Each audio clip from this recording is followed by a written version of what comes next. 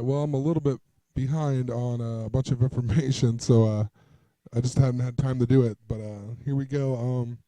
I was just looking more into Full House, and I just found this clip on YouTube. It's a it's basically just a parody of Full House, and then they mix it with a movie, and basically they do the intro, and the Golden Gate Bridge falls over with them on it.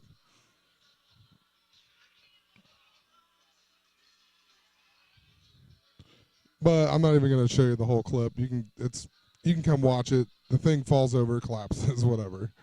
But I just wanted to talk about a few things here. It says Full House meets 10.5, and I couldn't figure out what that was. That's actually like a TV movie about a 10.5 earthquake on the West Coast, or a series of earthquakes at least. What I found interesting though was somebody commented, the Full House family died on that day of October 17th, 1989. October 17th, when you convert it from Julian to in Gregorian, it's also October 4th, which is the huge 88 day I've talked about. It's the last day of the Julian calendar even. But I found out that's actually the day of a big San Francisco earthquake. This video also shows a trailer. It says the Age of Adeline official trailer, someone to love. So I thought, oh, love, you know. So I looked up that movie. Anyway, not going to talk much about this movie, but when I watched the trailer, it's basically about this lady who gets in a car wreck and she can't age anymore. She's immortal. But in the very first part of this, the cop pulls her over and he says, it says here you were born in 1908. That would make you 45 years old. So they throw a 45 in there. And then later you find out that she wrecked the car in 1935. And 35 minus 8 for 1908, that means she wrecked when she was 27. I mean, so they threw the 45 and the 27 in there. And I guess this movie comes out next year, I believe. Or actually, the movie came out 3 days ago. I thought it was next year, but it came out on April 24th, which is the 114th day of the year. Oh, it also says the film's 112 minutes long. I've been talking about that for how long now? 22.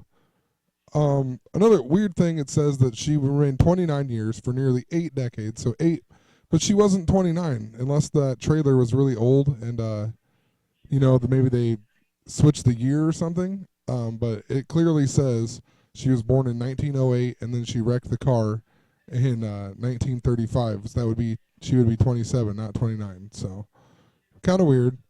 But basically let's see here.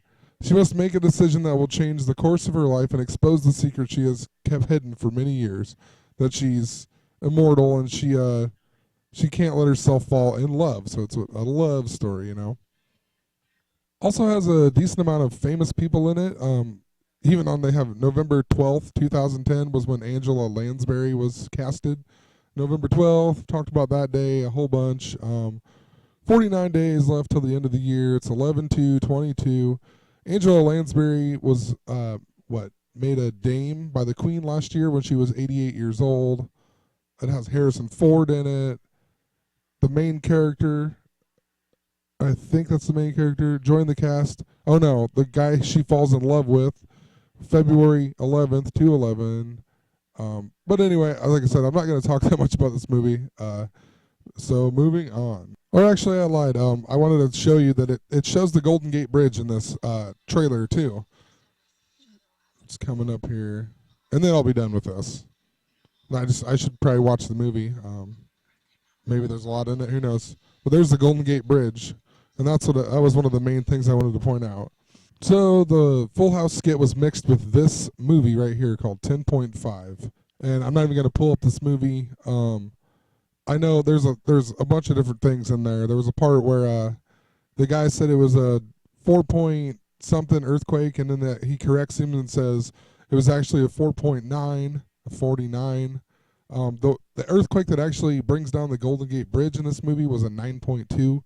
I don't know if that's significant at any point, but at the very end they have the 10.5, and they drop nukes and whatnot down these holes to stop the earthquake. But anyway, This film came out in 2004 on May 2nd and May 3rd. Well, May 2nd is the 112th or 122nd day of the year. And San Francisco, Pope Francis, a whole bunch of other things all add up to 122. Thought that was pretty interesting. And then May 3rd is 5-3. This is also 5-2, which is like the age of Michael Jordan, which I'm telling you, they're doing Jordan stuff. And May 3rd is 5-3, and I've talked about that with the movie Herbie. And 35, its mirror is the 149th prime number, I think. Or I always say it backwards. 149 is the 35th prime number. And 149 is flux capacitor. It's all about Back to the Future, Michael Jordan, Teen Wolf, Lupercalia. It's all connected. So interesting that these were the days that it came out.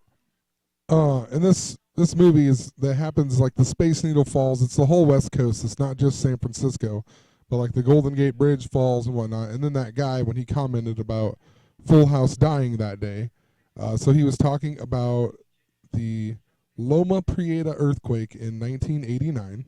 And actually, October 17th, 1989, like I said, is the same as October 4th. And at 5:04 p.m., so 54, there's a love reference again. The spot where the most casualties happened was the collapse of Nimitz Freeway in Oakland. And Nimitz Freeway is actually Interstate 880, so there's the 88 in there. And it was named after Chester Nimitz, who died on February 20th, 1966. So he died 49 years ago. And February 20th, I talked a whole bunch about with Kurt Cobain. It's the only day. It's 220. 220 adds up to 220, all kinds of stuff with it. Just interesting that he died 49 years ago. Also, I mean, what are the odds that the 1989 World Series was going on? It was just before Game 3 started, and it became the first major earthquake in the United States that was broadcast live on national television. And before I click on that, I just want to show over here, it shows the four shocks. They were both in 1988, of course. One of them was on August 8th, so 8/8 of 89, I guess. But it was a 5.4, so 54 on 8/8 of 89, and then one in 1988, which is 5/3, 53. And I just talked a little bit about the 53. But anyway, let's click on the World Series here. So anyway, the 1989 World Series. I mean, it's not enough that it was in San Francisco or the San Francisco Bay Area. But look who Oakland is San Francisco Bay Area, and they played San Francisco. What are the odds that this big earthquake happens when two San Francisco teams play each other? I mean, what are the odds of that? And it says that this was the fourth World Series matchup between the two teams, and the first since 1913. But they were actually in different towns then. The Giants were in New York, and the A's were in Philadelphia. So I mean, they've met in the World Series before, but kind of weird that they're both from the San Francisco Bay Area and then they play each other. Big earthquake happens. I don't know. I mean, not saying it's impossible. It just seems, kind of weird. 1913 to 1989 is also 76 years. And we've seen 76 a lot, 67 and 76, the mirrors. But anyway, check this out then. It says Fay Vincent, who had just taken over commissioner of baseball after the sudden death of this guy in September, presided over his first World Series and dedicated it to this guy's memory. But, so 76 years, and then this guy is 76 years old this year. It's kind of interesting. Also says he was born on May 29th. May 29th adds up to 211. Number I've talked about tons of times. 211, 22. Also, same day that the new movie called San Andreas is coming out with, starring The Rock. I mean, whatever. And it came out on May. It's coming out on May 29th of this year. May 29th is also the 149th day of the year, and I just talked about 149 being flux capacitor, and it's the 35th prime number. And then this is the guy that he took over for as commissioner because he died on September 1st of 1989. But he was born on April 4th, 4/4. Huge day. We've talked about it tons of times. Anyway, it also says he negotiated the agreement terminating the Pete Rose betting scandal by permitting Rose to voluntarily withdraw from the sport to avoid further punishment. And who have we seen in the news like crazy? Pete Rose this year. All about him being able to come back or whatever. And he's 73 years old, all kinds of stuff. It's Rose. It's all about Valentine's and stuff. This guy even died of a heart attack. Also says it was the first crosstown World Series involving two teams from the same metro area since 1956. So that was 33 years between 1989. So 33. And only the third series that did not involve New York City, which featured matchups between Chicago and St. Louis teams, were the others. And then it says at the time the earthquake hit, Tim McCarver was presenting a highlight package. The earthquake hit while the video was playing and temporarily knocked the feed out. Just before it knocked out, Al Michaels could be heard on air saying, "I'll tell you what, we're having an earthquake." And basically, Al Michaels took over the screen, and he was the announcer of the earthquake, the coverage of it, until an hour later when Ted Koppel finally came on. But I wanted to check out Al Michaels then. And go figure, Al Michaels was born on November 12th, 1944. November 12th is tons of stuff, 49 days left. But that's the main thing I want to talk about at least. And then it says in 74, Michaels left the Reds for a position with the San Francisco Giants and also covered basketball for UCLA, replacing Dick Enberg of the Bruins, tape-delayed telecasts of their home games during a period when UCLA was in the midst of an 88-game winning streak. Go figure, an 88-game winning streak. And that's just kind of funny to me considering they did a whole bunch of stuff with Russell Westbrook all season.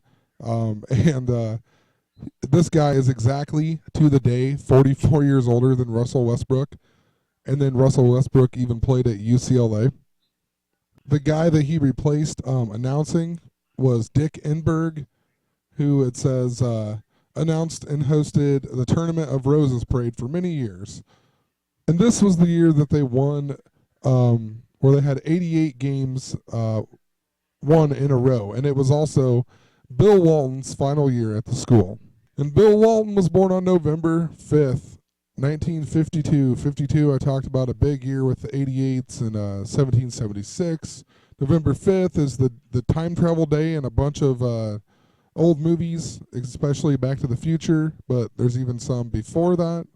So their 88-game winning streak ended, and they lost 71-70 to the University of Notre Dame. And the last game they actually lost before their 88-game winning streak was to Notre Dame as well in 1971 by a score of 89-81. So they lost, and Notre Dame scored 71 points. And then the time before that, they lost to Notre Dame. It was in 1971. I don't know. It's pretty interesting the way they throw it in there like that. The game where they lost to Notre Dame was on January 19th up here. January 19th is 119, the backward 9/11. It's been a lot about twos, and they were number 2 in both polls, and they were in the Pac-8. Eight's huge, whatever, but their record in the Pac-8 was 12-2, 1-2-2. That's what San Francisco and Pope Francis and all kinds of stuff add up to, is 122. They also lost to North Carolina State in the NCAA semifinals that year. And it broke their streak of 7 consecutive national titles. Anyway, North Carolina State, then the team that beat them, their nickname is the Wolfpack.